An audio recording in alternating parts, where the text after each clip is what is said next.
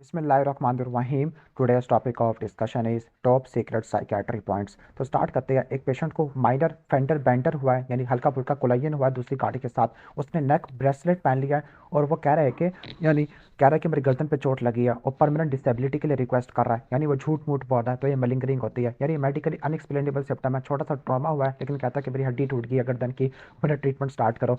तो ये मलिंगरिंग की निशानी होती है। मलिंगरिंग क्यों करते हैं? प्राइमरी क्या गेन होता है कि मनी गेन करना या कोई कंसेशन लेना।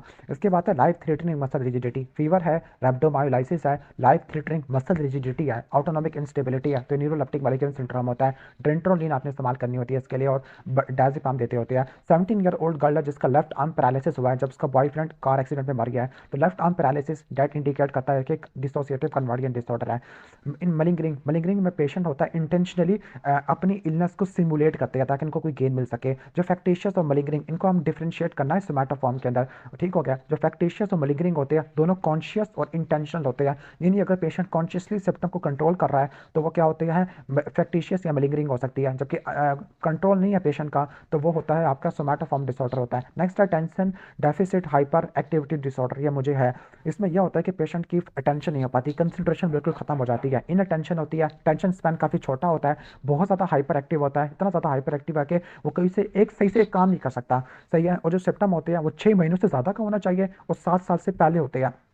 ठीक हो गया। तो टेंशन ना होना और हाइपर एक्टिविटी होना, 6 महीनों से ज़्यादा का ड्यूरेशन होना और 7 साल से पहले देखने को मिलते हैं और ये एडल्टहुड में चले जाते होते हैं। इसके बाद है टोरेट सिंड्रोम। टोरेट सिंड्रोम में मल्टीपल टिक्स मिलते हैं जो कि 1 साल से ज़्यादा के होते हैं, 18 साल से नीचे में देखने को मिलते हैं। ड्यूरेशन बहुत इंपॉर्टेंट है साइकेट्री में, 1 ईयर से ज़्यादा का ड्यूरेशन होगा। और जो मोटर टिक्स होती है ये हेड एंड नेक के मसल्स को इन्वॉल्व करते हैं, फेस और नेक के मसल्स को इन्वॉल्व करते हैं, जिसकी वजह से हेड की शेकिंग होगी या ब्लिंकिंग देखने को मिलती है। जो वोकल टिक्स होती है इसमें ग्रंटिंग होती है, कफिंग होती है या थ्रोट क्लियरिंग होते हैं यूँ करके तो ये हो जाएगा। अब ये डिसऑर्डर बॉयज़ में ज़्यादा देखने को मिलता है, 7 साल की उम्र से स्टार्ट हो जाता है, 18 साल से नीचे देखने को मिलता है, 1 साल से ज़्यादा का ड्यूरेशन होता है।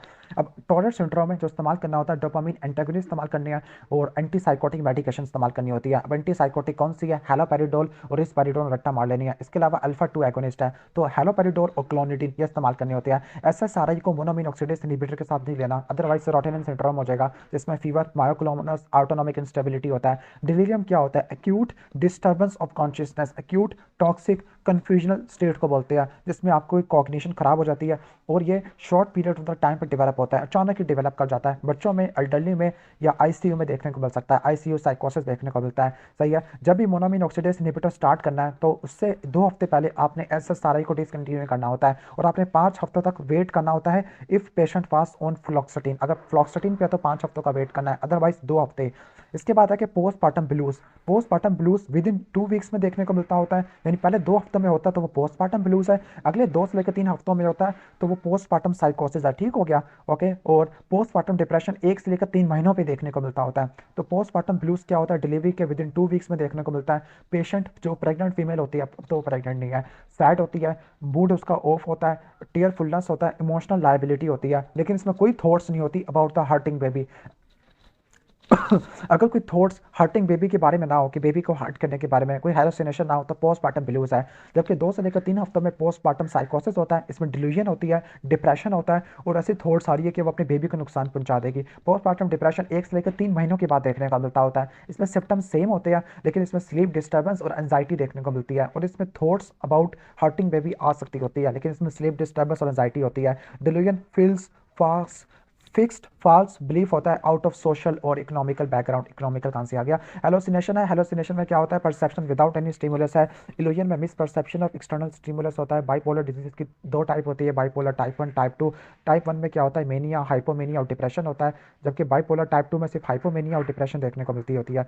इसके बाद है कि जो स्किज़ोफ्रेनिया या थॉट का डिसऑर्डर होता है जो कि जजमेंट को इम्पेयर कर देता है, जजमेंट को इम्पेयर कर देता है, यानी लैक ऑफ इंसाइट होती है जिसको साइकोसिस कहती है और डिल्यूजन हेलोसिनेशन देखने को मिलती है।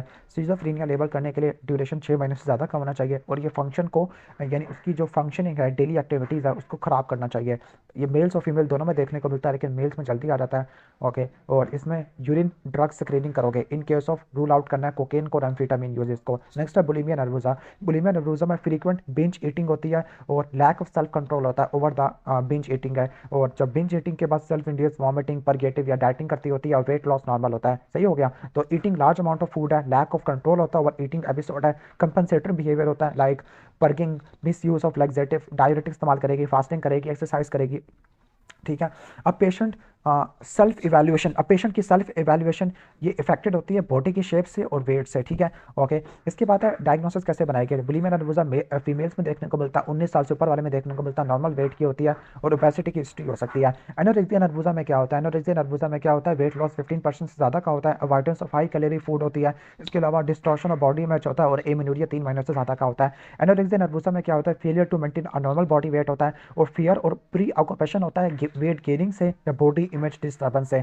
इसमें होता है कि अपने आप को बहुत ज़्यादा मोटा समझ रही होती है और वो अपने आप को डिनाई कर रही होती है कि वो कमज़ोर हो गया है, तो ये हो जाएगा। इसके बाद है कि वेट लूज हो जाएगा बाय स्ट्रिक्ट कैलोरी कंट्रोल है। इसमें भी ज़्यादा एक्सरसाइज कर सकती है, पर्गिंग या फास्टिंग कर सकती होती है विद लैक्सेटिव या डायूरेटिक अब्यूज है। डायग्नोसिस कैसे करोगे, एनोरेक्सिया नर्वोसा 15 से लेकर 19 साल वाली फीमेल्स में ज़्यादा देखने को मिलता होता है और इसमें जो सीवियर वेट लॉस की हिस्ट्री होती है, हाइपोटेंशन, ब्रेडिकार्डिया, लैनुगो हेयर एडिमा आपको देखने को मिल सकता है। एडिमा क्यों होगा, क्योंकि लाइक प्रोटीन्स की कमी होगी या ईसीजी में आपको हाइपोक्लीमिया की चेंजेस देखने को मिलेगी, लाइक टी वेव इन्वार्डियन है, फ्लैटेंट टी वेव है या यू वेव आपको देखने को मिल सकती है और एस्टिस एरिथमियास आपको most common cause of death होते हैं। नेक्स्ट है पर्सनालिटी डिसऑर्डर है। पर्सनालिटी डिसऑर्डर में जो पैरानॉइड होता है, पैरानॉइड काफ़ी सस्पिशियस होता है, मिसट्रस्टफुल होता है, लोगों पे भरोसा नहीं करता होता, सिक्रेटिव होता है, आइसोलेटेड होता है और अपनी लॉयल्टी पे क्वेश्चनिंग करता होता अपनी फैमिली या फ्रेंड्स पर। तो सस्पिशियस, मिसट्रस्टफुल या डिसट्रस्टफुल होता है। नेक्स्ट है शिज़ोइड। जो शिज़ोइड होता है, अच्छा अभी तो हमने पढ़ लिया पैरानॉइड, अब है शिज़ोइड। शिज़ोइड क्या होता है, सारी टाइप ए पर्सनालिटी है, ठीक है। और जो शिज़ोइड होता है, एसएसपी से रट्टा मारना है। शिज़ोइड में क्या होता है, ये बंदा ना अपने आप को अकेला रहना पसंद करता है, चॉइस ऑफ सोलिटरी एक्टिविटीज है और लैक ऑफ क्लोज फ्रेंड, इसका कोई क्लोज फ्रेंड भी नहीं होता, इमोशनली कोल्ड होती है, कोई इमोशन नहीं होता, कोई डिजायर नहीं होती इंजॉयमेंट के लिए या क्लोज रिलेशनशिप के लिए। तो शिज़ोइड में क्या है, सोलिटरी अकेला रहना पसंद करता है, सोलिटरी एक्टिविटीज है, लैक ऑफ क्लोज फ्रेंड है, इमोशनल कोल्डनेस है और क्लोज रिलेशनशिप के लिए कोई डिजायर नहीं है। अगर डिजायर होती है तो वो अवॉइडेंट पर्सनालिटी होती है। पर्सनालिटी डिसऑर्डर तीसरा शिज़ोटिपिकल, ये आइडियाज ऑफ रेफरेंस होता है, इसमें आपको रेफरेंस वाले आइडियाज होते हैं कि लोग मेरे बारे में बातें कर रहे हैं, मैजिकल थिंकिंग होती है, ओड थिंकिंग होती है, ईसेंट्रिक बिहेवियर होता है, इंक्रीज सोशल एंजाइटी होती है और ब्रीफ साइकोटिक एपिसोड्स देखने को मिलते हैं। इसके बाद है हिस्ट्रॉनिक, ये आपको फीमेल्स में देखने को मिलती है, ये सेंटर ऑफ अटेंशन है, यानी जो अटेंशन सीकर्स होती है और इनअप्रोप्रिएट सेक्सुअल बिहेवियर आपको देखने को मिलता होता है। इनअप्रोप्रिएट सेक्सुअल बिहेवियर है, सेल्फ ड्रामेटाइज करती है, अटेंशन सीकर होती है, फिजिकल अपीयरेंस यूज करती है ताकि लोगों की तरफ अटेंशन खींचे, यानी इनअप्रोप्रिएट सेक्सुअल बिहेवियर और अटेंशन सीकर हिस्ट्रॉनिक होता है। इसके बाद एंटी सोशल है, एंटी सोशल जो कि सोशल रूल्स को फॉलो नहीं करता, धोखा देता होता है, लैक ऑफ रिमोर्स, लोगों के लिए इसका कोई हमदर्दी नहीं होती, कोई रहम नहीं होता, इंपल्सिव होता है, एग्रेसिव होता है, इररिस्पॉन्सिबल होता है, 18 साल से ऊपर देखने को मिलता है, यानी बहुत ज़्यादा एग्रेसिव होता है, एंटी सोशल ये होता है। बॉर्डर लाइन है, ये भी फीमेल में होता है। बॉर्डर लाइन में और एंटी सोशल बॉर्डर लाइन में और हिस्टोनिक में क्या होता है, हिस्टोनिक ड्रामेटाइज होते हैं, बहुत ज़्यादा ड्रामा करने वाले होते हैं और इनका इनअप्रोप्रिएट सेक्सुअल बिहेवियर होता है। जबकि बॉर्डर लाइन में क्या होते हैं, अनस्टेबल रिलेशनशिप होते हैं, फीमेल्स में देखने को मिलता है, ये भी अनस्टेबल रिलेशनशिप होते हैं, इसमें आपको सुसाइडल बिहेवियर देखने को मिलता है, रिकरेंट है। इसके अलावा क्रॉनिक फीलिंग ऑफ एम्प्टीनेस आपको देखने को मिलती होती है, ठीक हो गया, ओके। इसके अलावा इसमें आपको डिसोसिएटिव सिम्टम देखने को मिल सकते हैं, एंगर देखने को मिल सकता है, अनस्टेबल रिलेशनशिप, गुस्सा जल्दी आ जाता है, एम्प्टीनेस होती है, सुसाइडल बिहेवियर होता है और ब्रीफ साइकोटिक एपिसोड्स होते हैं। इसके बाद नार्सिसिस्टिक होते हैं, जो अपने आप को बहुत सुपीरियर समझते हैं, ग्रैंडियोसिटी समझते हैं, वही कहते हैं कि वो स्पेशल है, इनको कोई, इनके अंदर भी कोई एम्पैथी नहीं होती, वो अपने आप को सेंस ऑफ एंटाइटलमेंट समझते होते हैं, सही है, ओके। सेंस ऑफ इंटाइटलमेंट है। इसके बाद पर्सनालिटी डिसऑर्डर अवॉइडेंट है। अवॉइडेंट क्या होती है, ऐसे लोग होते हैं जो कि लोगों से घुलना मिलना पसंद नहीं करते होते, लेकिन चाहते होते हैं कि लोग इनसे बात करें, ठीक है, ठीक है, तो ये अवॉइडेंट होती है, लेकिन इन चीज़ों को अवॉइड कर रहे होते हैं। Unwilling to get involve with the people है और अपने आप को सोशली अनएप्ट समझते होते हैं और रिलैक्टेंट होते हैं, रिस्क नहीं लेते होते और फीलिंग ऑफ इनएडिक्वेसी होती है। पर्सनालिटी डिसऑर्डर डिपेंडेंट है, डिपेंडेंट जो कि अपना डिसीजन नहीं कर सकते, डे टू डे डिसीजन नहीं कर सकते होते अपना और रिस्पॉन्सिबिलिटी भी नहीं ले सकते होते और अनएबल टू एक्सप्रेस डिसएग्रीमेंट भी शो नहीं कर सकते होते, अकेले रहते होते हैं और रिलेशनशिप को सीख करते हैं, यानी रिलेशनशिप रखना ताकि दूसरे पे डिपेंडेंट हो जाए, तो डिपेंडेंट पर्सनालिटी होता है। ऑब्सेसिव कंपल्सिव में प्री ऑक्युपाइड होती है थॉट से, परफेक्शन नहीं, ऑब्सेसिव कंपल्सिव पर्सनालिटी है। ये लोग ना अपनी ही किसी थॉट से प्री ऑक्युपाइड होते हैं, ठीक है, और ये बहुत ज़्यादा परफेक्शनिस्ट होते हैं। अगर अपने आपको ग्रैंडियोसिटी समझना, एम्पैथी लैक होना, तो वो होता है नार्सिसिस्टिक है। जबकि ऑब्सेसिव कंपल्सिव में क्या होता है, अपनी डिटेल से, रिजिड से और ऑर्डर से प्री ऑक्युपाइड होता है। जैसे मैंने किताब रखनी है तो इसी ऑर्डर से रखनी है। परफेक्शनिस्ट होते हैं, अपने काम में बहुत ज़्यादा डिवोटेड होते हैं, इनफ्लेक्सिबल होते हैं, कभी भी चेंज नहीं करते अपने आप को। नेक्स्ट है कंडक्टिव डिसऑर्डर है। कंडक्टिव डिसऑर्डर एंटी सोशल का होता है, काउंटर पार्ट होता है, लेकिन 18 साल के बाद देखने को मिलता है। जो एंटी सोशल है वो 18 साल से, मैंने कहा था कि anti social must be over the age of 18, sorry वो एंटी सोशल 18 के ऊपर है, कंडक्ट 18 से नीचे देखने को मिलता होता है। इसमें रिपीटेटिव या परवेसिव बिहेवियर होता है, जो कि दूसरे के राइट्स को वायलेट कर देता है, यानी एग्रेसिव होता है बच्चा, नुकसान पहुंचाता है लोगों को, जानवरों को, इनकी प्रॉपर्टी का नुकसान पहुंचा देता है, चोरी चकारी कर लेता है, और 18 साल की बात होता है उसको एंटी सोशल कहते होते हैं। इसके बाद है Rett syndrome. Rett syndrome excellent dominant होता है, और एक्सीलेंट डोमिनेंट है, फीमेल्स में देखने को मिलता होता है, और मोस्टली इनकी डेथ हो जाती है इन यूट्रो है, और सिम्टम्स 1 से लेकर 4 साल में देखने को मिलते होते हैं। तो इसमें लॉस ऑफ डेवलपमेंट है, डेवलपमेंटल या मेंटल रिटार्डेशन देखने को मिलता है, वर्बल एबिलिटीज खत्म हो जाती है, स्टीरियोटाइप हैंड रिंगिंग मूवमेंट्स होती है, और एटेक्सिया देखने को मिलता है। एक्सीलेंट डोमिनेंट होता है। नेक्स्ट है ऑटिज्म। ऑटिज्म क्या होता है, पुअर सोशल इंटरेक्शन को बोलते हैं, और पुअर सोशल इंटरेक्शन है, सोशल कम्युनिकेशन डेफिसिट होता है, रिपीटेटिव बिहेवियर होता है, रिस्ट्रिक्टेड इंटरेस्ट होते हैं, अर्ली चाइल्डहुड में देखने को मिलता होता है। इसमें इंटेलेक्चुअल डिसेबिलिटी भी देखने को मिल सकता है, मेल्स में देखने को मिलता होता है, और हेड या ब्रेन का साइज से एसोसिएटेड है, यानी माइक्रोसेफेली से एसोसिएटेड होता है। इसके बाद है डिलीरियम। डिलीरियम के अंदर क्या होता है, सडन एक्यूट कॉन्शियसनेस अल्टरेशन देखने को मिलती है, waxing and waning level of consciousness, अचानक की कॉन्शियसनेस डाउन हो गई है विद एक्यूट ऑनसेट है। तो इसमें रैपिड डिक्लाइन होता है टेंशन स्पैन में, और लेवल ऑफ अराउजल भी कम हो जाता है, टाइम स्पेस पर्सन में डिसओरिएंटेड होता है, डिसऑर्गेनाइज थिंकिंग होती है, हेलोसिनेशन, विजुअल हेलोसिनेशन देखने को मिल सकती है, इल्यूजन भी देखने को मिल सकती है, स्लीप वे साइकिल डिस्टर्ब हो सकता है। इसके अलावा कॉग्निटिव डिस्फंक्शन देखने को मिलता होता है, और ये दूसरे इलनेस की वजह से देखने को मिलता है, लाइक सीएनएस डिजीज है, इन्फेक्शन है, या ड्रग विड्रॉल है, या कोई यूरिनरी या फीकल रिटेंशन की वजह से देखने को मिल सकता है। अब मोस्ट कॉमन जो आईसीयू वाले पेशेंट में आपको देखने को मिलता है, अल्टर्ड मेंटल स्टेटस का मोस्ट कॉमन का डिलीरियम होता है। ईईजी करा लोगे तो आपको डिफ्यूज स्लोइंग ऑफ ईईजी मिलती होती है। अब ट्रीटमेंट के अंदर क्या होता है, ट्रीटमेंट में आपने हैलोपेरिडोज इस्तेमाल करनी होती है, और अगर अल्कोहल विड्रॉल है तो बेंजोडाइजेपिन इस्तेमाल करनी होती है, अदरवाइज जो अंडरलाइंग कंडीशन है उसको ठीक करना होता है। नेक्स्ट है डिल्यूजन। डिल्यूजन क्या होती है, फॉल्स फिक्स बिलीव होती है, that persist despite the facts. For example आप ये बिलीव करते हो कि एलियंस आपसे कम्युनिकेट कर रहे हैं, परसिक्यूटरी का कोई लोग उसको परसिक्यूट करना चाह रहे हैं, नुकसान पहुंचाना चाह रहे हैं, डिलीजन ऑफ रेफरेंस के लोग इसके बारे में बातें कर रहे हैं, डिलीजन ऑफ ग्रेंटियोसिटी है कि लाइक मैं बहुत ज़्यादा अमीर हूँ, ऑटोमैनिक इरोटोमेनिक है, इरोटोमेनिक का मतलब है लोग इससे प्यार करते हैं, सोमैटिक है लाइक ठीक है, सोमैटिक में भी एग्जांपल देख लेना। फैक्टिशियस डिसऑर्डर में देख लेते हैं। फैक्टिशियस डिसऑर्डर में पेशेंट क्या कर रहा होता है, पेशेंट मेडिकली अनएक्सप्लेनेबल सिम्टम होता है, सिक रोल अज्यूम करने के लिए मेडिकली अनएक्सप्लेनेबल सिम्टम कर रहा होता है, और पेशेंट कॉन्शियसली कंट्रोल कर रहा होता है ताकि मेडिकल अटेंशन मिल जाए। इसके बाद कन्वर्जन डिसऑर्डर है, जिसको हम फंक्शनल न्यूरोलॉजिकल सिम्टम सिंड्रोम भी कहते हैं, हिस्टीरिया भी कहते हैं, या डिसोसिएटिव कन्वर्जन डिसऑर्डर भी कहते हैं। इसमें सेंसरी या मोटर सिस्टम का लॉस देखने को मिलता है, लाइक पैरालिसिस है, ब्लाइंडनेस है, और म्यूटिज्म देखने को मिलता होता है। और ये एक्यूट स्ट्रेसर की बात होता है, पेशेंट को अवेयर होता है लेकिन पेशेंट इनडिफरेंट होता है टुवर्ड्स द सिम्टम, यानी अगर पेशेंट इनडिफरेंट हो, अपैथिक हो अबाउट द सिम्टम, तो उसको बोलते हैं लाबेली इंडिफरेंस होता है, फीमेल्स में ज़्यादा देखने को मिलता होता है। मलिंगरिंग है, मलिंगरिंग में जो पेशेंट होता है कॉन्शियसली फेक करता है अपने सिम्टम को, एग्जैजरेट करता है ताकि वो सेकेंडरी गेन ले सके, लाइक काम से बच सके, कंपनसेशन को ऑब्टेन कर ले। पुअर कंप्लायंस होता है, और डायग्नोस्टिक टेस्ट का फॉलो अप करवाता होता है, और complaints cease after the gain, यानी गेन अगर हो जाए ना तो कंप्लेंट्स खत्म हो जाती है, लेकिन फैक्टिशियस में क्या होता है, कंप्लेंट्स खत्म नहीं होती आफ्टर द गेन। इसके बाद है एगारोफोबिया। एगारोफोबिया या आपको पैनिक डिसऑर्डर से एसोसिएटेड होता है, इसमें आपको ज़्यादा फियर होता है ओपन या क्राउडेड प्लेस से, ओके, या पब्लिक ट्रांसपोर्टेशन से, या लाइन में खड़े होने से, या घर को अकेला छोड़ने में, या लिविंग होम अलोन, ठीक हो गया, पैनिक डिसऑर्डर से एसोसिएटेड होता है। यानी अवॉइडेंस ऑफ हाई यानी एग्जैजरेशन एग्जैजरेटेड फियर ऑफ, या फियर ऑफ क्राउडेड प्लेस है जहाँ से स्केप करना बड़ा मुश्किल होता है। तो उसमें ट्रीटमेंट में क्या इस्तेमाल करेंगे, सीबीटी है, सही है। इसके अलावा SSRI दे देंगे, ओमोराम इनॉक्सीडेज इनहिबिटर आ जाएगा, ठीक हो गया, क्लियर। इसके बाद है पैनिक डिसऑर्डर पे आ जाते हैं। पैनिक डिसऑर्डर में क्या होता है, रिकरेंट पैनिक अटैक्स आपको देखने को मिलती है, और जो पैनिक अटैक्स होती है, अब इनका क्या होता है, पैनिक अटैक्स की डेफिनेशन क्या होती है, बार बार होती है, इसमें आपको बहुत ज़्यादा इंटेंस फियर होता है और डिसकंफर्ट होता है, 10 मिनट का पीक होती है, और इसमें से आपको चार चाहिए होते हैं। अब चार क्या क्या चीज़ें हैं, पाल्पिटेशन, पैरास्थीजिया, यानी आपको कुछ पीस आपने रट्टा मारने हैं। पैल्पिटेशन, पैरास्थीजिया, डीपर्सनलाइजेशन मतलब अपने आप से मुंसलिक होना, डीरियलाइजेशन एनवायरनमेंट से रिलेशनशिप है, एब्डोमिनल डिस्ट्रेस और नोजिया आपको देखने को मिलती होती है, और बहुत ज़्यादा इंटेंस फियर होता है, लूजिंग कंट्रोल का या क्रेजी हो जाती है, chest pain, hyperventilation, choking, sweating, shortness of breath देखने को मिलती है। ट्रीटमेंट क्या होगा? Once again SSRI venlafaxine इस्तेमाल कर लोगे, बेंजोडाइजेपिन आप एक्यूट सेटिंग में इस्तेमाल करते हैं। नेक्स्ट है कोर्साकॉफ सिंड्रोम।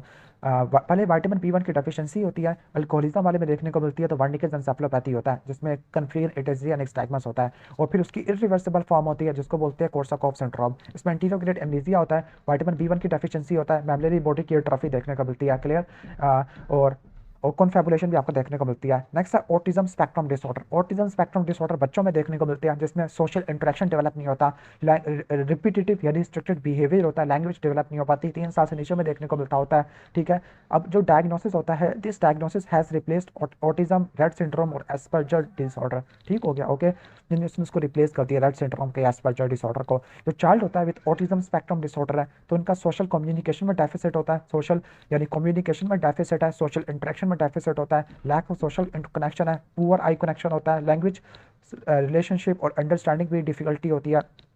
इसके अलावा आपको स्टीरियोटाइप या रेपिटेटिव मूवमेंट्स देखने को मिलते हैं, लेकिन उनके सेंसरी एस्पेक्ट में आपको इंटरेस्ट देखने को मिलता है और काफ़ी ज़्यादा यानी कुछ आपको स्किल्स भी देखने को मिल सकती है। बाइपोलर डिजीज वो मूड डिसऑर्डर है जिसमें आपको मेनिक सिम्टम देखने को मिलते हैं, एटलीस्ट एक हफ्ते से ज़्यादा की होनी चाहिए, जिसकी वजह से उसकी फंक्शनिंग खराब होनी चाहिए, फंक्शनिंग ज़रूर खराब होनी चाहिए, डिप्रेशन में, एंजाइटी में, सॉरी डिप्रेशन में, बाइपोलर में, और उसके अलावा कहने का मतलब शिज़ोफ्रेनिया में। अब जो मैनिक सिम्टम होती है, मैनिक सिम्टम में आपकी कौन कौन सी होती है? निमोनिक है, डिग फास्ट, डिस्ट्रैक्टिबिलिटी, ओके, आई से क्या होता है? इरिटेबिलिटी आपको देखने को मिलती है, ग्रैंडियोसिटी होती है, फ्लाइट ऑफ आइडियाज़ है।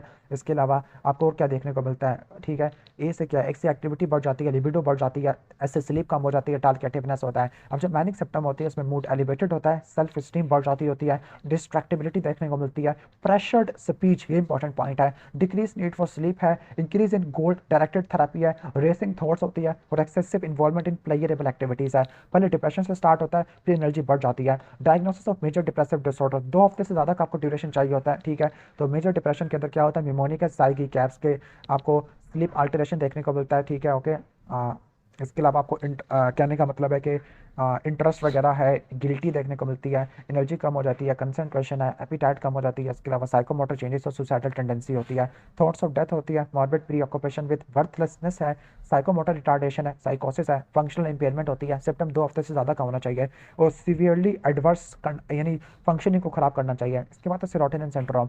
Serotonin syndrome is a potentially life threatening condition होती है, SSRI और मोनोमिनोक्सीडेज इनहिबिटर को मिलाने की वजह से होती है। कॉमन सिम्टम में क्या होता है? ऑटोनोमिक इफेक्ट देखने को मिलता है, लाइक स्वेटिंग है, हाइपरथर्मिया है, टेकिकार्डिया है, डायरिया, नोजिया देखने को मिलता होता है, और इसके अलावा कुछ कॉग्निटिव सिम्टम्स होते हैं लाइक हैलोसिनेशन, हाइपोमेनिया, और सोमैटिक सिम्टम होते हैं लाइक ट्रेमर्स और हाइपोक्लोनस है। तो कॉग्निटिव सिम्टम्स है, सोमैटिक सिम्टम्स है, और ऑटोनॉमिक सिम्टम्स होते हैं। मेन ट्रेमर्स, मायोक्लोनस, फीवर और ऑटोनॉमिक इंस्टेबिलिटी होता है। सेरोटोनिन सिंड्रोम को ठीक करने के लिए सिप्रोहेप्टाडीन देते हैं। शिज़ोफ्रेनिया के अंदर 6 महीने से ज़्यादा का ड्यूरेशन होता है। सिम्टम्स के 2 तरह के होते हैं, पॉजिटिव और नेगेटिव होता है। पॉजिटिव में एडोटरी हेलुसिनेशन है, ब्रॉडकास्टिंग ऑफ थॉट्स है, कंट्रोल्ड फीलिंग, इमोशंस और एक्शन आ जाते हैं, डी से डिलीजन है। नेगेटिव सिम्टम के अंदर poor self care, catatonia, blunted affect, alogia, avolition, autism होता है। ट्रीटमेंट के अंदर एंटीसाइकोटिक मेडिकेशन आ जाती है जो कि फर्स्ट जनरेशन या सेकंड जनरेशन हो सकती है। शिज़ोफ्रेनी फॉर्म में शिज़ोफ्रेनिया के सिम्टम होते हैं लेकिन 1 महीने से ज़्यादा के होते हैं, 6 महीनों से कम के ड्यूरेशन पे होते हैं, जबकि ब्रीफ साइकोटिक में 1 दिन से ज़्यादा के होते हैं और 1 महीने से कम होते हैं। यानी अगर शिज़ोफ्रेनिया के सिम्टम है 1 महीने से कम के ड्यूरेशन पे है और 1 दिन से ज़्यादा किया तो वो ब्रीफ साइकोटिक है। अगर 6 महीने से कम किया, 1 महीने से ज़्यादा है तो वो शिज़ोफ्रेनी फॉर्म है, और 6 महीने से ज़्यादा है तो वो शिज़ोफ्रेनिया है। इसमें भी सिम्टम वही वाली होती है, तो इसका ट्रीटमेंट एंटीसाइकोटिक मेडिकेशन आ जाता है। नेक्स्ट हम आगे आ जाते हैं डिल्यूजन डिसऑर्डर। डिल्यूजनल डिसऑर्डर यानी डिल्यूजन डिसऑर्डर में क्या होता है? नॉन बिजार डिल्यूजन देखने को मिलती है, लेकिन नॉन बिजार डिल्यूजन तकरीबन 1 महीने से ज़्यादा क्यों नहीं चाहिए, और फंक्शनल इंपेयरमेंट आपको नहीं देखने को मिलता। सही है, यानी एक पर्सन ये बिलीव करता है कि ठीक है उसका कंट्री उस पर हमला होने वाला है, सही है, ओके, या फिर एक but he she still obeys the law, लेकिन वो लॉ को ओबे करेगा, यानी अपने कानून को फॉलो करेगा, अपने काम पे जाएगा, अपने बिल को पे करेगा, यानी फंक्शनल इंपेयरमेंट नहीं है, लेकिन कोई डिलीजन अजीब गरीब ख्यालात है। हेलुसिनेशन क्या होती है? हेलुसिनेशन भी आपको डिलीजन में रिलेटेड हो सकती है। ट्रीटमेंट में एंटी साइकोटिक ड्रग आपने इस्तेमाल करनी है फर्स्ट लाइन के अंदर, और आप साइकोथेरेपी भी इस्तेमाल कर सकते हैं ताकि आप रियलिटी टेस्टिंग कर सके। नेक्स्ट है पैनिक डिसऑर्डर। पैनिक डिसऑर्डर में इंटेंस एंजाइटी होती है, साथ में आपको फीलिंग होती है ड्रेड या डूम की कि कुछ होने वाला है, कुछ बुरा होने वाला है, कुछ मौत हो सकती है। इसमें आपको 4 सिम्पटम चाहिए ऑटोनॉमिक हाइपर एक्टिविटी के। वो कौन कौन से थे? चेस्ट पेन था, स्वेटिंग था, पाल्पिटेशन था, ट्रेमर्स था, ट्रेम्बलिंग था, डाइंग है, चिलिंग है, पाल्पिटेशन है, पैरासीजिया देखने को मिलता होता है। और ये जो सेंसेशंस होती है ना, ये जो सेंसेशंस होती है ये लेस देन 30 मिनट्स की होती है। और इनके साथ एगैरोफोबिया होता है। एगैरोफोबिया के अंदर उन जगहों से अवॉइड करना, फियर होना जहाँ से एस्केप करना बड़ा मुश्किल होता है। पैनिक डिसऑर्डर फीमेल में देखने को मिलता है, उसका कोई स्पेसिफिक स्ट्रेसर नहीं होता। तो इसमें आपने क्या करना होता है? इसमें आपने रूल आउट करना है थायराइड की डिजीज को, हाइपोग्लाइसीमिया को और कार्डिक डिजीज को। थायराइड, हाइपोग्लाइसीमिया और कार्डिक डिजीज को रूल आउट करना होता है। फोबिया क्या होता है? फियर ऑफ एन ऑब्जेक्ट और सिचुएशन है, ओके, पार्टिकुलर से होती है और बंदा उसको अवॉइड करता होता है। फोबिया दो तरह का होता है, स्पेसिफिक और सोशल फोबिया। स्पेसिफिक में लाइक जानवरों से फोबिया, हाइट से फोबिया, कार से फोबिया, और सोशल में पब्लिक रेस्ट रूम से, पब्लिक में खाने से या पब्लिक स्पीकिंग से आपको फोबिया देखने को मिलता है। ये वो सिचुएशन होती है जहाँ पे आप पोटेंशियली एम्ब्रेसिंग हो सकता है। अब ऑब्सेशन क्या होती है? Intrusive, recurrent, senseless, distressing thoughts होती है, वहम होती है जो कि एंजाइटी को करवा देती है। लाइक कहते हैं कि मेरे हाथ गंदे हो रहे हैं, उसको ओवरकम करने के लिए आप क्या करना? कंपल्शन करना। तो कंपल्शन क्या होता है? रिपीटेटिव रिचुअल्स या बिहेवियर होता है। फॉर एग्जाम्पल काउंटिंग करना, चेकिंग करना, जाके आप क्यों करते हैं? ताकि ऑब्सेसिव थॉट को न्यूट्रलाइज कर सके। ये टाइम कंज्यूमिंग होती है और ये एंजाइटी को कम कर देती है। इसके बाद एक इंडिविजुअल है जिसको बॉडी डिस्मॉर्फिक फीचर है, यानी वो कहता है कि मेरा कोई एक पार्ट एबनॉर्मल है, डिफेक्टिव है या गंदा है, मिस हैपेंड है या बुरा है, ठीक है, जिसकी वजह से आपको इंपेयरमेंट देखने को मिल सकती है। इसमें आपको फंक्शनल इंपेयरमेंट देखने को मिलेगी। तो इसमें क्या करेगा? इसमें फीमेल में देखने को मिलता है, फीमेल अपना मिरर बार बार चेक करती रहती है और रीअश्योरेंस सीख करती है। SSRI combined with the individual psychotherapy आपको देखने को मिलती है। इसके बाद है generalise anxiety disorder. Generalise anxiety disorder, okay, इसमें क्या होता है? इसमें पेशेंट को एक्सेसिव एंजाइटी होती है और वरीनेस होती है about the most thing, okay, यानी हर चीज़ के बारे में वो परेशान होता है। 6 महीने से ज़्यादा का ड्यूरेशन होता है और एंजाइटी आउट ऑफ प्रोपोर्शन होती है। फॉर एग्जाम्पल कि अभी पानी खत्म हो गया, बिजली चलेगी, एंजाइटी हो गया, रोटी मिलने में आधा घंटा लेट हो गया तो एंजाइटी हो गया, ठीक है। तो इसमें आपको फटीक होता है, कंसंट्रेशन डिफिकल्टीज देखने को मिलती है, स्लीप प्रॉब्लम्स आपको देखने को मिलती है, मसल टेंशन, रेस्टलेसनेस आपको देखने को मिलती होती है, क्लियर, ठीक है। अब वो फीमेल्स में देखने को मिलता है और एंशियस होती है, ठीक हो गया, ओके। इसके बाद है सोमैटिक सिम्पटम डिसऑर्डर, जिसको बोलते हैं सोमैटोफॉर्म डिसऑर्डर। सोमैटोफॉर्म डिसऑर्डर क्या होती है? ये मेडिकली अनएक्सप्लेनेबल सिम्पटम होते हैं जो कि डिस्ट्रेसिंग कराते हैं और ये भी फंक्शनल इंपेयरमेंट कराते होते हैं, ठीक है। अब पर्सन होता है, पेशेंट होता है, उसको एक्सेसिव थॉट्स होती है और फीलिंग और बिहेवियर होती है जो कि एंजाइटी की वजह से हो रहा होता है, ठीक है, ओके। अब इसके लिए आपको 6 महीने से ज़्यादा का ड्यूरेशन चाहिए होता है सोमैटोफॉर्म डिसऑर्डर के अंदर, फीमेल्स में ज़्यादा देखने को मिलता है और इसमें अपने साइकोथेरेपी या एंटी डिप्रेशन या एंटी साइकोटिक इस्तेमाल करते होते हैं। इसके बाद है फैक्टिशियस डिसऑर्डर। फैक्टिशियस डिसऑर्डर में पेशेंट अपने इलनेस को फेक कर देता है ताकि उसको अटेंशन मिले और उसको सिक रोल मिले, अटेंशन मिले, इमोशनल सपोर्ट मिले और सिक रोल मिले, ठीक हो गया, सिक रोल को अज्यूम कर लेता है। अभी साइकोलॉजिकल या फिजिकल इलनेस हो सकती है। साइकोलॉजिकल सिम्पटम में आपको क्या देखने को मिल सकता है? फैक्टिशियस में हेलुसिनेशन, डिल्यूजन, डिप्रेशन और बिजार बिहेवियर होता है। फिजिकल में क्या होता है कि पेन है, फीवर है, नोजिया और हेमाटोमा आपको देखने को मिल सकता होता है, क्लियर। और कभी कभार इनको लाइफ थ्रेटनिंग इंजरीज भी खुद ब खुद करवा लेते हैं जानबूझ के ताकि उनको टेंशन मिले। अब ये बिहेवियर कंपल्सिव भी होता है, ठीक है। और जब केयर गिवर क्या करता है? अपने साइंस को फेक करता है और साइन और सिम्पटम को फेक करता है किसी दूसरे पर्सन के ऊपर ताकि उसका सिक रोल बना सके, तो उसको बोलते हैं factitious disorder superimposed on to other, okay. तो इसको हम सिंपल बोलते हैं मंचेसन सिंड्रोम, ठीक हो गया, ओके, ठीक है। यानी इन शॉर्ट अगर साइन सिम्पटम फेक है अपने आप पर, when the sign symptoms are faked on oneself, तो उसको बोलते हैं मुनचेसन सिंड्रोम या factitious disorder imposed on self. लेकिन साइन सिम्पटम अगर फेक है किसी और बंदे के ऊपर, बच्चे के ऊपर, और उसका सिक रोल को अज्यूम कर लिया है, सही है, तो फिर उस केस में क्या होगा? उसको बोलते हैं मुनचेसन सिंड्रोम बाय प्रॉक्सी है। फैक्टिशियस डिसऑर्डर को cannot be diagnosed without first confirming that legitimate medical illness is not present, तो आपने डिफरेंशिएट करना होता है। नेक्स्ट है मलिंगरिंग। मलिंगरिंग में क्या होता है? कॉन्शियसली पेशेंट पर रिड्यूस कर होता है साइन और सिम्पटम को, लेकिन कोई गेन होता है, सिक रोल वाला इमोशनल सपोर्ट वाला गेन नहीं होता। काम को अवॉइड करना है, ठीक है, या फिर कोई क्रिमिनल प्रोसिक्यूशन से बचना है कि जेल से मैं बच जाऊं या कोई पैसे मिले, फाइनेंशियल गेन मिले। मलिंगरिंग मेंटल इलनेस नहीं है, ठीक है, ओके। इसकी बात है कि एडजस्टमेंट डिसऑर्डर होते हैं। एडजस्टमेंट डिसऑर्डर होते हैं, ये मैल अडॉप्टिव रिएक्शन होता है। फॉर एग्जांपल किसी को कोई स्ट्रेसर हुआ, किसी की जॉब गायब हो गई है, डाइवोर्स हुआ है या स्कूल में फेल हो गया है, लेकिन उसको अडाप्ट नहीं कर पाया, उस सदमे से बाहर नहीं आ पाया, तो उसको बोलते हैं मैल अडॉप्टिव होता है। तो ये स्ट्रेसर की एक बात याद रख लेना, ये होता है स्ट्रेसर के with in the 3 month. For example 2 महीने पहले हुआ था तो 3 मंथ्स पे स्टार्ट होती है, ओके, और ये तकरीबन 6 मंथ में गायब हो जानी चाहिए जब स्ट्रेसर को रिमूव करेगा। तो 3 महीनों के अंदर होना और 6 महीनों के अंदर गायब हो जाना। अब सिम्टम्स में क्या क्या होता है? एंजाइटी एंजाइटी होती है, डिप्रेशन देखने को मिलता है और डिस्टर्बेंस ऑफ कंडक्ट होता है, सही है। और ये भी फंक्शनल इंपेयरमेंट कराते हैं। अब पर्सनालिटी डिसऑर्डर डिफरेंट टाइप के होते हैं, cluster A, cluster B, cluster सी होता है। क्लस्टर ए में रट्टा मारना एक्यूजेटरी, अच्छा क्लस्टर ए में आपने अच्छा कौन कौन से होते हैं, एक्यूजेटरी, अलोफ और ऑकवर्ड, यानी इसमें 3 ए होते हैं, ठीक हो गया। क्लस्टर बी में आपको 20 मिलेगा, क्लस्टर सी में आपको सी मिलेगा, ठीक हो गया, ओके क्लियर। जो टाइप ए पर्सनालिटी होते हैं ना, ओड और इसेंट्रिक हो सकते हैं, inability to develop meaningful relationship है, नो साइकोसिस है, जेनेटिक प्री डिस्पोजिशन होती है शिजोफ्रीनिया के साथ, ठीक हो गया, ओके। यानी एक्यूजेटरी होते हैं, अलोफ होते हैं और ऑकवर्ड होते हैं। जबकि क्लस्टर बी के अंदर कौन कौन से होते हैं, ड्रामेटिक है, ड्रामेटिक मैंने बताया था कि हिस्ट्रॉनिक होते हैं, ठीक है। और इसमें आपने रट्टा मारना है वाइल्ड से, यानी ये क्या होते हैं पेशेंट, ये ओड होते हैं, ठीक हो गया। यानी सॉरी, क्लस्टर ए वाले वेयर्ड होते हैं, जिसमें क्या होते हैं, वेयर्ड है यानी एक्यूजेटरी, एलोफ और ऑकवर्ड होते हैं, ए। जबकि क्लस्टर बी वाले वाइल्ड होते हैं, बैड टू द बोन। और क्लस्टर सी वाले क्या होते हैं, वरिड होते हैं, परेशान होते हैं, लाइक कोवार्डली है, कंपल्सिव है या क्लिंजी होते हैं, सही है। First line pharmacotherapy for depression, तो डिप्रेशन के लिए ऐसे सारे इस्तेमाल करते होते हैं। एनोरेक्सिया नर्वोसा में क्या होता है, एमेनोरिया, लो बॉडी वेट, ब्रेडिकार्डिया और एब्डोमिनल बॉडी मैच आपको देखने को मिलती है, तो ऑलरेडी मैं एक्सप्लेन कर चुका हूँ। 35 ईयर ओल्ड मैन है जिसको रिकरेंट एपिसोड है पाल्पिटेशन की, अब एमसीक्यूज पॉइंट रिपीट हो गए।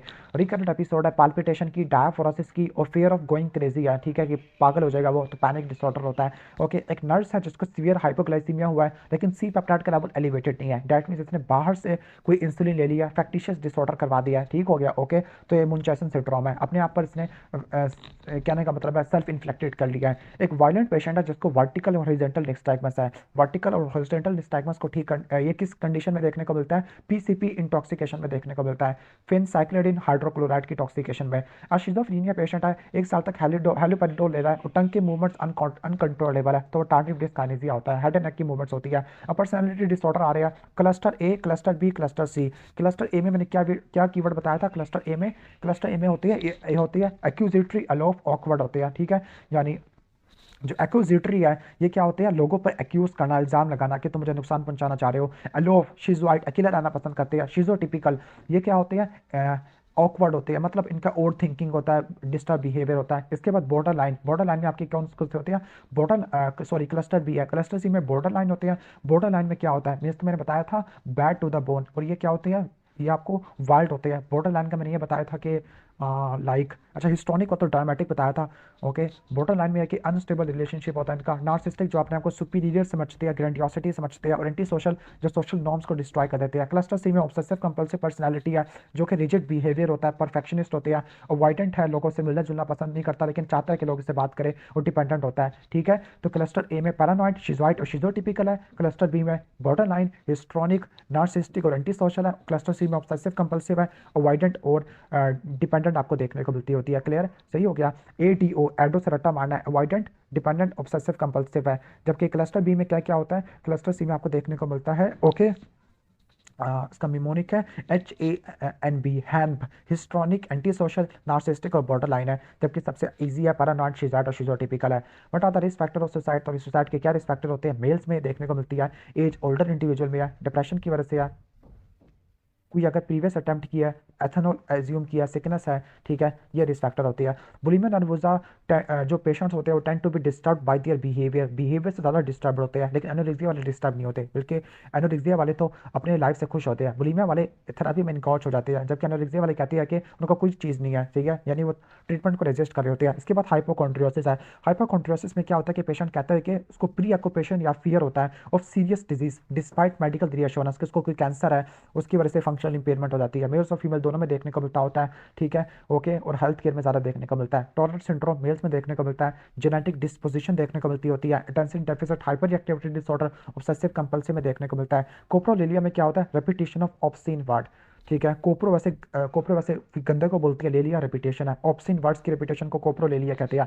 ईटिंग डिसऑर्डर है, ईटिंग डिसऑर्डर एनोरेक्सिया नर्वोसा है, बुलिमिया नर्वोसा हो सकता है। ऑर्गेनिक डिजीज होते हैं, एक्यूट ऑर्गेनिक डिसऑर्डर में जो एक्यूट होता है वो डिलीरिया में, और क्रॉनिक में डिमेंशिया होता है। एक्यूट में फौरन कॉग्निटिव फंक्शन खत्म हो गया, क्रॉनिक में ऐसा हो रहा होता है।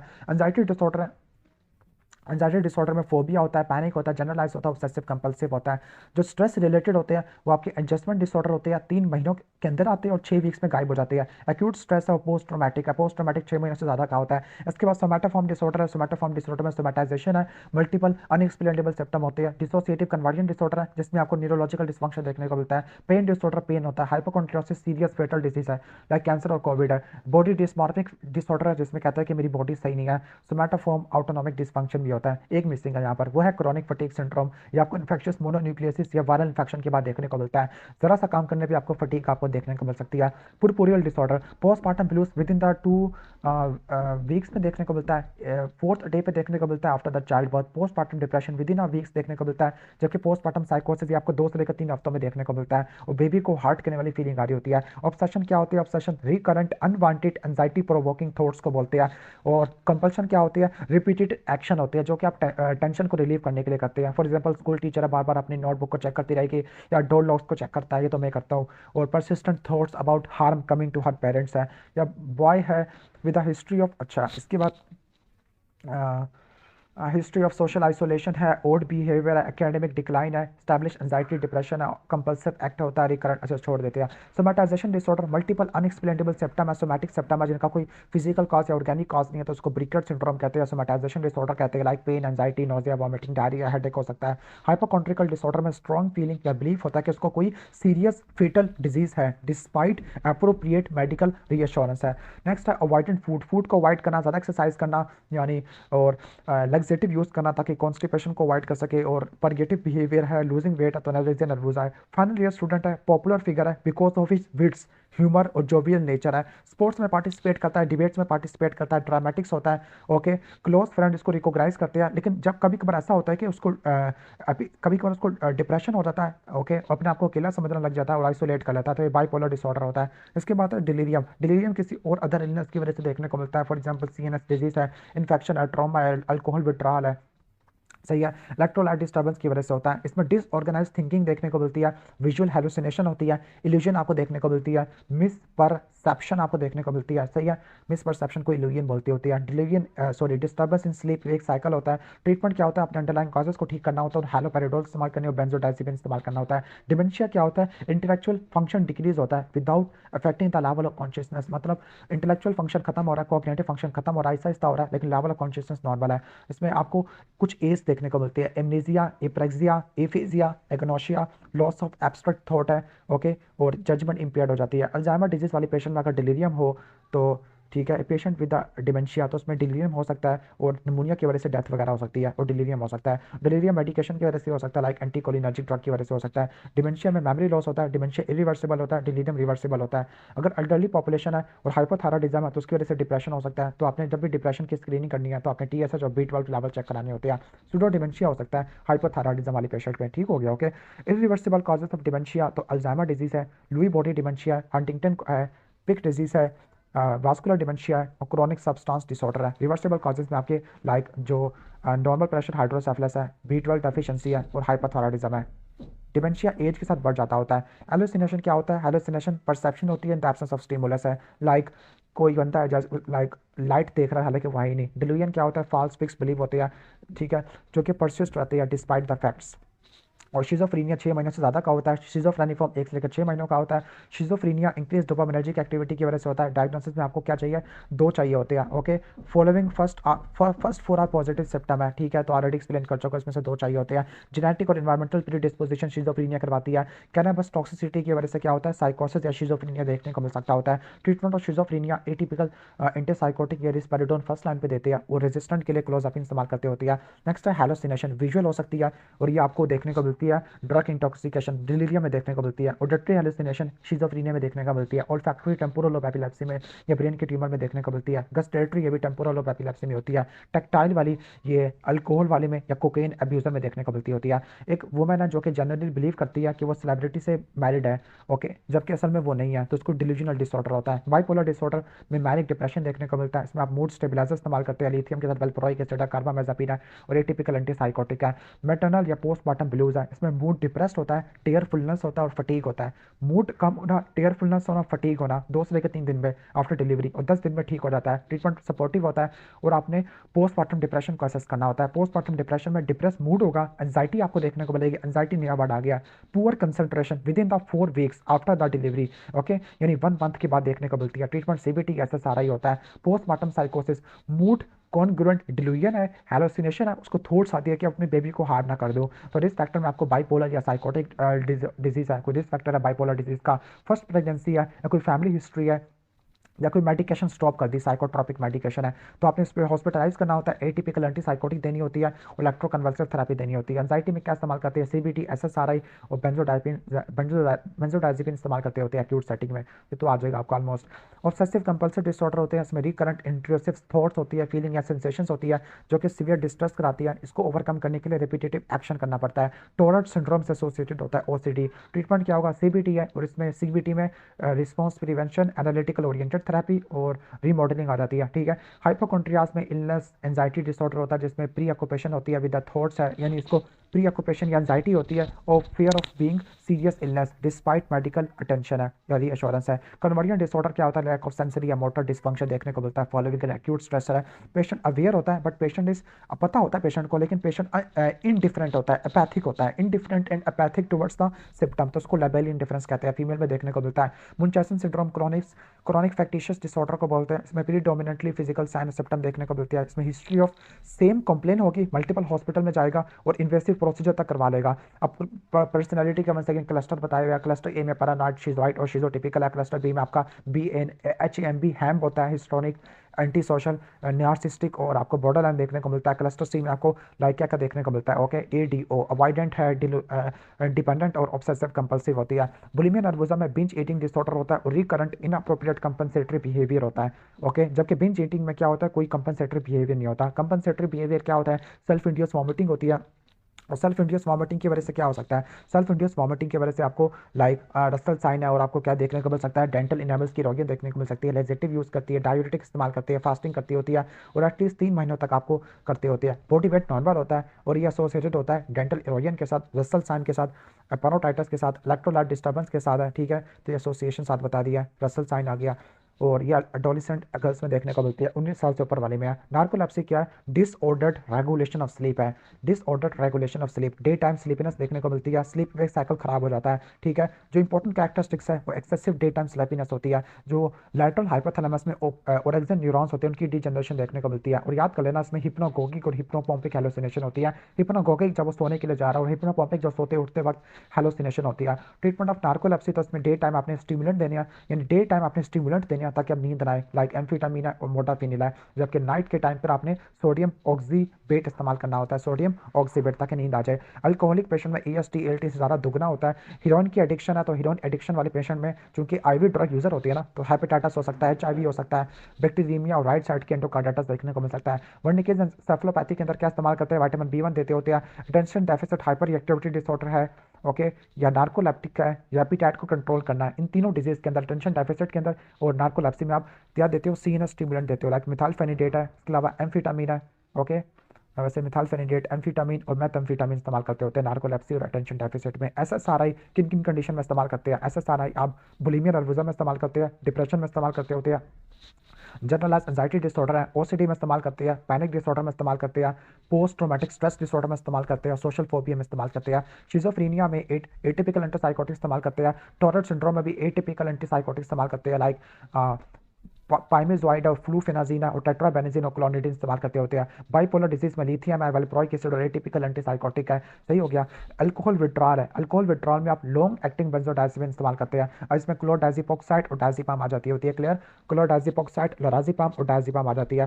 थायजाइड डायूरेटिक आप देनी है लिथियम इंड्यूस टॉक्सिसिटी में, ठीक हो गया। लिथियम की वजह से क्या होता है, नेफ्रोजेनिक डायबिटीज इंसिपिडस होता है, इसमें थायजाइड डायूरेटिक इस्तेमाल करेंगे। सेरोटोनिन सिंड्रोम पर ट्रीटमेंट होता है सिप्रोहेप्टाडीन जो कि 5H2 रिसेप्टर एंटागोनिस्ट होती है। ड्रोक्सर डिलॉक्साटिन डायबिटिक पेरिफेरल न्यूरोपैथी के लिए इस्तेमाल करते हैं डिलॉक्साटिन, ठीक है ओके। और डिलॉक्साटिन है क्या, SNRI होता है। सोडा बाइकार्बोनेट TCA को रिवर्स करने के लिए इस्तेमाल होते हैं। बुप्रोपियोन स्मोकिंग सीजेशन के लिए इस्तेमाल करते हैं। ट्राइजोडोन इंसोम्निया के लिए इस्तेमाल करते होते हैं, ठीक है ओके। और हाई डोज चाहिए होती है एंटी डिप्रेशन के तौर पर, ठीक हो गया। सब्लिमेशन, सब्लिमेशन अब ये डिफेंस मैकेनिज्म आ रहा है, वो प्रोसेस जिसमें बंदा क्या करता है, अब बंदा अनएक्सेप्टेबल विश को दूसरे एक्शन से रिप्लेस कर देता है जो कि विश को सिमिलर होती है लेकिन कॉन्फ्लिक्ट नहीं करती होती। फॉर एग्जाम्पल कि अगर किसी एक्ट्रेस है उसके साथ अब्यूज़ हुआ है, उसको अब्यूज़ हुआ है, तो उसको इन्हांस करने के लिए, ठीक है okay, uses experience of abuses to enhance her acting, like acting कर रही है, एक्टिंग को बढ़ा दिया है, ठीक है ओके, ठीक है। और ताकि वो लेकिन एक्सपीरियंस इसने अब्यूज़ वाला इस्तेमाल किया। इन शॉर्ट उसने अनएक्सेप्टेबल विश को रिप्लेस कर दिया दूसरी विश से। मैं आपको अच्छी एग्जांपल दे देता हूँ, ठीक है। एक थे, कहने का मतलब है एक बंदा था, एक बच्चा था जिसने क्रिकेटर बनना था, लेकिन उसके वालिदैन ने उसको क्रिकेटर बनने नहीं दिया बल्कि MBBS में भेज दिया। अब वो उसका अपना बदला उतार रहा है MBBS में अच्छा पढ़ पढ़ के, सही हो गया। इसके बाद अल्ट्रुइज्म है, अल्ट्रुइज्म में इसको हम बोलते हैं, इसका उर्दू में एक अच्छा वर्ड होता है जो बाप अपने बच्चों के लिए करती होती है, इसार या कुर्बानी वगैरह होती है। अच्छा, guilty feeling elevated by unsolicited जिनोनिसिटी, यानी जिनोनिसिटी होता है, हाँ ठीक हो गया ओके, टुवर्ड्स द अदर, ये लेकिन कोई गिल्टी फीलिंग है, गिल्टी फीलिंग को एलिविएट करने के लिए वो जिनोरोसिटी करता है। फॉर एग्जांपल एक माफिया बॉस है, पैसे किसी और से कमाता है डाकर करके, लेकिन चैरिटी में बहुत सारे पैसे देता है, इसको बोलते हैं अल्ट्रुइज्म, यानी जिनोरोसिटी शो करना। स्प्लिटिंग, स्प्लिटिंग ये वो बिलीफ है कि लोग या तो सारे के सारे अच्छे हैं या सारे बुरे हैं, डॉक्टर सारे गंदे हैं, इंजीनियर सारे अच्छे हैं, सही है। ये आपको बॉर्डर लाइन पर्सनैलिटी में आपको देखने को मिलता है सेपरेटिंग के। सारी नर्स कोल्ड और इंटेंसिव होती है और सारे डॉक्टर वार्म और फ्रेंडली होते हैं, सही है। इसके बाद रिग्रेशन है, रिग्रेशन का मतलब है अपने मैच्योरेशन क्लॉक को वापस बचपन वाले क्लॉक पे ले जाना। तो ये आपको बच्चों में देखने को मिलता है अंडर स्ट्रेस या पेशेंट ऑन डायलिसिस, ठीक हो गया ओके। या एक बच्चों को स्ट्रेस दिया तो वो बेड वेटिंग कर लेते हैं, या जो पेशेंट है डायलिसिस के उनको इतनी टेंशन होती है कि वो बच्चों की तरह रोना शुरू हो जाते हैं। प्रोजेक्शन में अपनी अनएक्सेप्टेबल इंटरनल इम्पल्स है उसको एक्सटर्नल सोर्स से कम्युनिकेट कर देना, सही हो गया ओके। लाइक एक बंदा है वो किसी दूसरी औरत को चाहता है, शादीशुदा है, लेकिन वो कहती है कि वो कहता है कि मेरी वाइफ खुद चीट कर रही है, यानी अपनी अनएक्सेप्टेबल फीलिंग को किसी और एक्सटर्नल सोर्स पर डाल देना। और जो डिस्प्लेसमेंट होता है अपना गुस्सा किसी और पर उतार देना, लाइक जो कहने का मतलब है कि हस्बैंड ने बीवी को गुस्सा किया और बीवी ने बच्चों को मारा।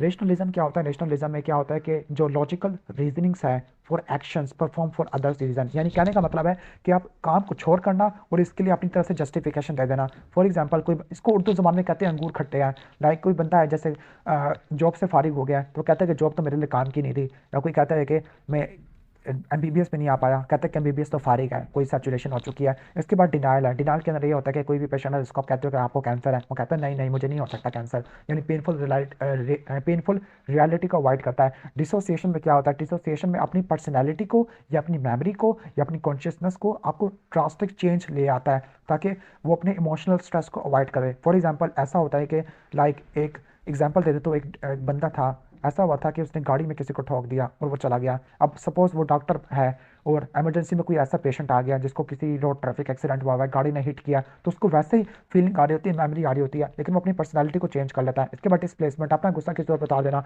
लाइक माँ अपने बच्चे पर ब्लेम कर देती है बिकॉज वो अपने हस्बैंड पे गुस्सा थी। मलिग्रिंग क्या होता है, पेशेंट कॉन्शियसली फेक कर रहा होता है अपने साइन सिम्टम को ताकि दो गेन हासिल करे, दो गेन, या तो काम से भागे या कोई ड्रग्स ऑब्टेन कर ले या फिर पैसा हासिल कर ले, तो उसमें वो काम को अवॉइड करता है और ट्रीटमेंट को भी अवॉइड करता है, लेकिन वो कॉन्शियसली साइन सिम्टम को फेक कर रहा होता है। जैसे गेन मिल जाएगा कंप्लेंट्स खत्म हो जाती है। Substance abuse disorder, substance abuse में आपको माल अडाप्टिव पैटर्न देखने को मिलता है। लाइक आपको सब्सटेंस एब्यूज में क्या देखने को मिलता है, आपको रिकरेंट यूज होता है जिसकी वजह से फेलियर ऑफ ऑब्लिगेशन है, लाइक उसकी जो फ्राइज है वो खत्म हो जाती है और उसकी फिजिकली हजार्डियस सिचुएशन में आ सकता होता है, कोई क्राइम वगैरह कर सकता होता है। ओपियाइड्स होते हैं, अगर ओपियाइड की टॉक्सिसिटी है तो उसके लिए आप नालक्सोन, और यानी इंटॉक्सिकेशन है तो इंटॉक्सिकेशन का ट्रीटमेंट क्या होता है, नालक्सोन और नालट्रिक्सोन इस्तेमाल करते होते हैं। अगर बेंजोडाइजिपिन का ओवरडोज ले लिया तो बेंजोडाइजिपिन का एंटीडोट क्या होता है, फ्लोमाजेनिल होता है। कोकेन का क्या होता है, बेंजोडाइजिपिन होता है, सही हो गया ओके। इसके बाद डिलीरियम ट्रीटमेंट्स होते हैं, life threatening alcohol withdrawal syndrome, okay, 2 से लेकर 5 दिन के बाद देखने को मिलता है, शुरू में नहीं देखने को मिलते, 2 से लेकर 5 दिन पे होते हैं।